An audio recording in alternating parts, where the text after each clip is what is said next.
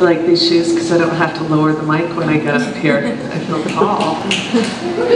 Okay, I've got sort of an eclectic mix of stuff I want to read. Does anyone know who Exene Cervenka is? Okay, the person who does is going to be my new boyfriend or girlfriend, just so you know. One day it'll happen. She's the lead singer of a band called X, which is a California punk band.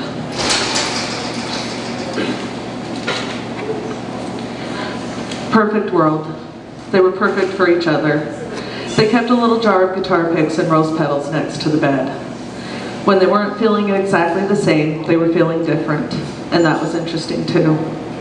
Their songs were like flowers that bloomed sober and straight from the water in a whiskey bottle vase. The clock, the moon, the sun were all round, friendly faces that marked happiness. Not time, not the miles, not the minutes, not mortality. They were free and unopposed. There wasn't one thing she didn't like about him.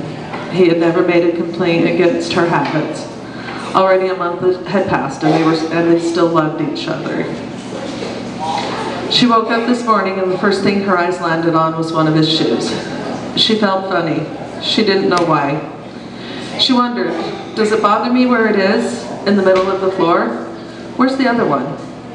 And as she rose half covered and touched it, he awoke and said, "You gonna hit me with that?" He smiled at her. She told him that it just bothered her for some reason. He said he was sorry, and he said, "I told you before I moved in that I was a slob." She set the shoe gently down on its sole. He put his arm around her and kissed her face and neck, and as she introduced her tongue into his mouth, she knew that things weren't perfect anymore, and that his shoe was the beginning of the end. A few months later, she watched him tie his laces and walk away with the moon under his arm. She cried all day to the rose petals, but they were dead, and the jar was dead, and the guitar picks were dead, and the air in her apartment was dead air, and her hair was dead, and the sun was brutally, unmercifully alive. Perfect worlds roll like balls through people's lives. Today through mine, tomorrow through yours. How lucky we can be sometimes, but how lonely and desperately sad we can be when our perfect worlds roll away.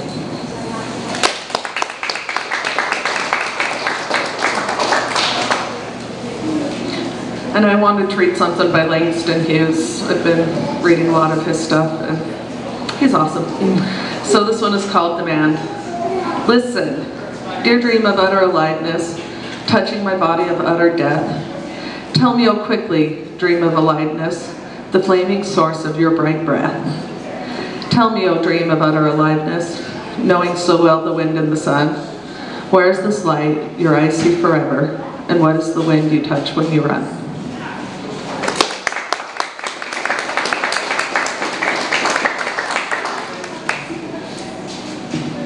And this one is my own. Love is nothing more than a moment in time. Love is not immutable. Love does not sustain. Love is a gasp, a flinch, a Freudian slip. Love is the blink of an eye and a clenching fist. Love is a lingering kiss that leaves you breathless, wanting more, but always leaving. And at the end of the day, week, year, millennium, love is not the pillow on which you rest your head. Love is just the mat that you wipe your feet on right before you kick the dog.